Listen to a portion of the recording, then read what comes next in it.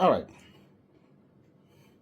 How many of you will agree with Barrister Deji Adeyoju, Very Dark Man second lawyer? You know, Very Dark Man always said, we have lawyers like shooters. This is what Barrister Deji is telling Madam Tracy.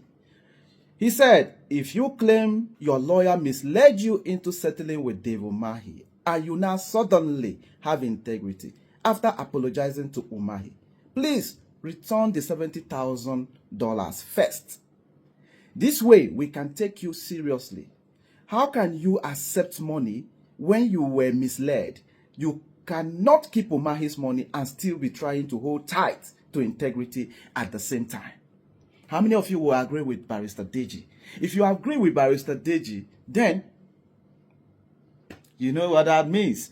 Because at the end of the day, if this woman continues like this thing will backfire her. Like, if it backfire.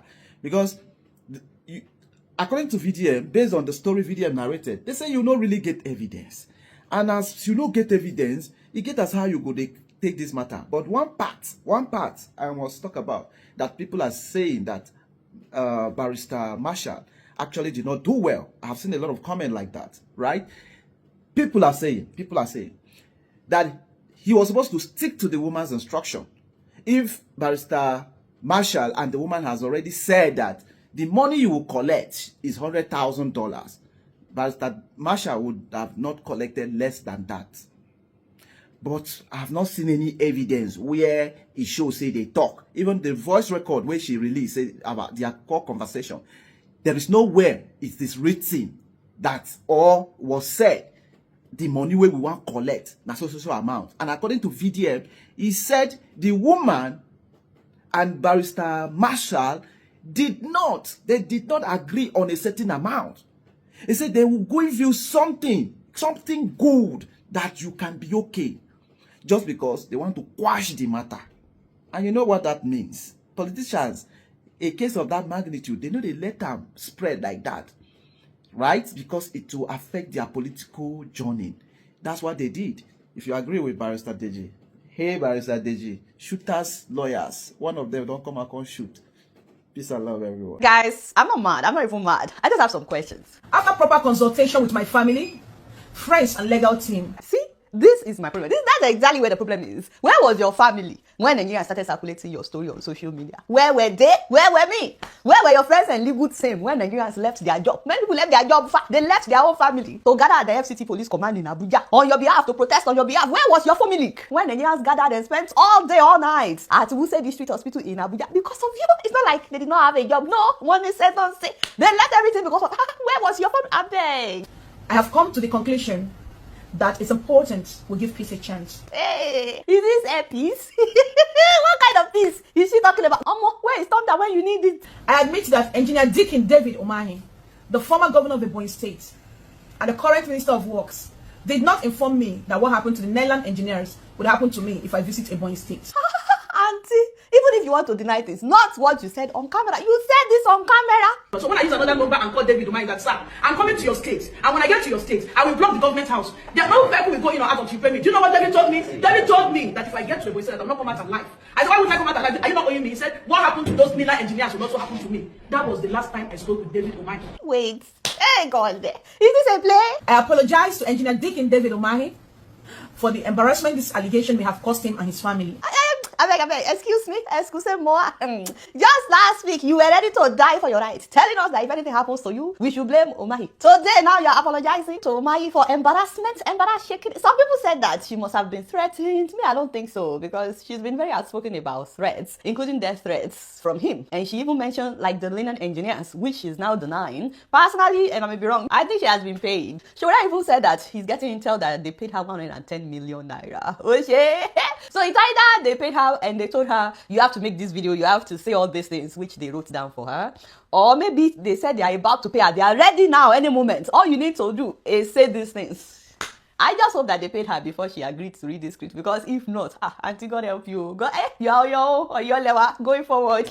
Nobody was embarrassed except for David Umahi and of course yourself, since you have now turned yourself into a joke. In fact, it's as if this week that they put on you to look pretty for the camera did something to your brain, because me, I don't understand. Because unlike your other videos where you spoke your mind, you were natural.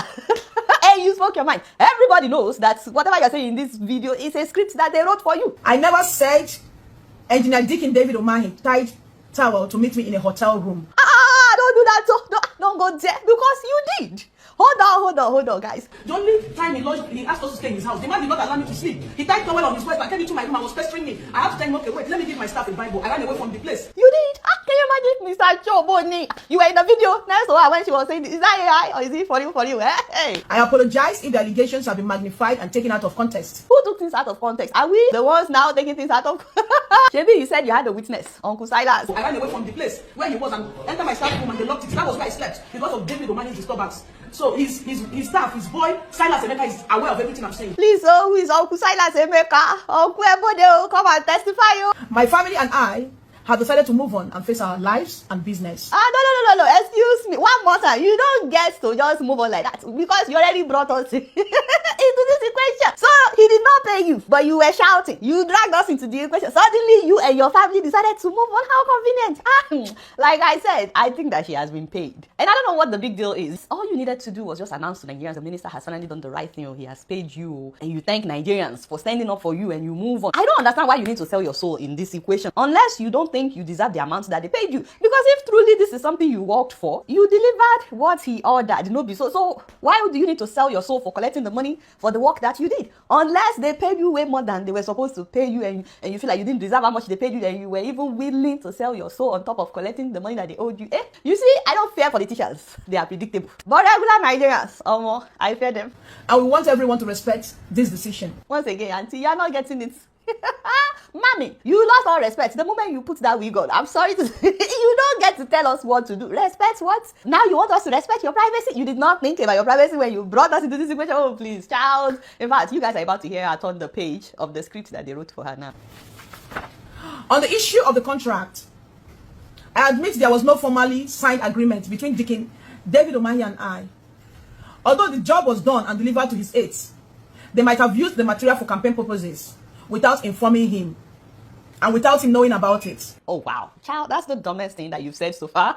You uploaded a video showing that you delivered the campaign materials to this man. Even if it's the samples, you gave him something, you took pictures, and then you said that his wife, his children, and his staff were the ones that uploaded the materials that you provided. He sent his boy to come and lead us from the hotel where we lodged to his house. The boy took us to his house and we offloaded his goods in the presence of his wife, his children, and his workers. They took time because the goods were not small. They took time to offload it to his house and he told me thank you. He never gave us money for fuel. So his wife did not tell him when he got back that he had a delivery. His children also did not tell him. His staff, all of them just forgot like that. And they went ahead, they used the campaign materials for him without informing him. Yeah, they smell.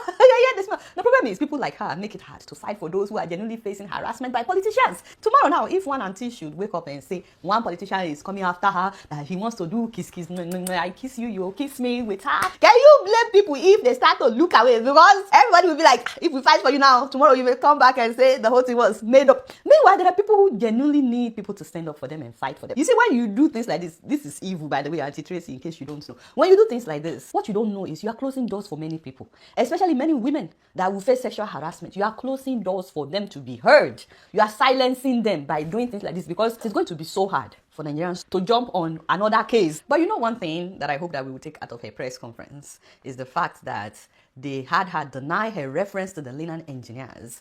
I think the minister is really trying everything to cover up this story of the 5 linen engineers, and that makes me think it is even more important for Nigerians to know what happened allegedly to the 5 engineers who once stood up to David Umahi when he was governor of Ebonyi State. I made a video about it. I will insert it right here for those who may not know the story of those engineers that were killed, burnt, and horribly buried in Ebonyi State. This happened in 2021. 5 consultant engineers that were working for the African Development Bank, they were kidnapped by hoodlums that people are alleging to be working for the governor at the time, Governor David Umahi, who is now the minister. These 5 engineers were working with an Enugu-based consultant engineering firm. They were working on the Africa Development Bank funded Abakaliki Ring Road project. The Africa Development Bank approved $150 million not naira. A lot of people are saying that the governor wanted to be in control of that money. The governor allegedly insisted on controlling contractor payments and instructions, which is contrary to what's on the contract, and that the engineers were not willing to play ball. He actually withdrew all the vehicles that they had provided for them to carry out the project. I think they were only left with like one vehicle. On the 3rd of November 2021, these 5 engineers were abducted. People were looking for them and all that. But suddenly, during a Security Council meeting of the states on November 30th, Umahi, who was governor at the time, literally announced that the 5 engineers abducted by the notorious Ezza warriors were killed and buried in Ebonyi State. People were like, they were killed? Okay, what about doing investigations? Why is the governor announcing that they've been buried? That quick? Like, no autopsy, nothing. Now, to worsen the situation, a source in the state at that time actually alleged that the consultants were not just killed, but that they were burnt. Their bodies were burnt. Perhaps as a cover-up, their burnt corpses were hurriedly and secretly buried in Ebonyi, depriving their family members access to the bodies of their loved ones. These people were not from Ebonyi State. 3 of them were from Anambra. 2 of them were from Enugu. Guys, all we are asking for is for the Nigerian police to investigate this story. It's been since 2021, no investigation. There's no closure for the family. These people have wives, they have children, they have parents, they have brothers, sisters, that till today are asking what happened to their loved ones. They don't even have access to the dead bodies of their loved ones. They could not even bury them. Can the Nigerian police please investigate this? Nobody is saying that the minister did it, even though he's implicated in many ways. What we are asking for is that the case should no longer be buried. It's been buried since 2021. This is 2026, 5 years. Look into that matter, Nigerian police. Meanwhile, is anybody surprised that the minister is now threatening Segun Olo for sending that clip of him where he was boasting about forcefully taking land from Win Homes, the Coastal Road Wahala? I didn't want to take the woman's land, but when she started making for Kabuto, I said they should go and buy the land. Not be any other person. For sending that clip to the owner of Win Homes. So now the man is allegedly threatening Segun Olo. We are begging the Nigerian police, so if Uncle Segun calls you, pick up his call. We are all monitoring his social media pages. Uncle Segun, if you are watching, you said if you are not active for 48 hours, 48 hours is too long. Uncle, everyone now will post something on social media, so we know that you are alive and well. All Nigeria will be 48 hours. People want to beg you. I must para.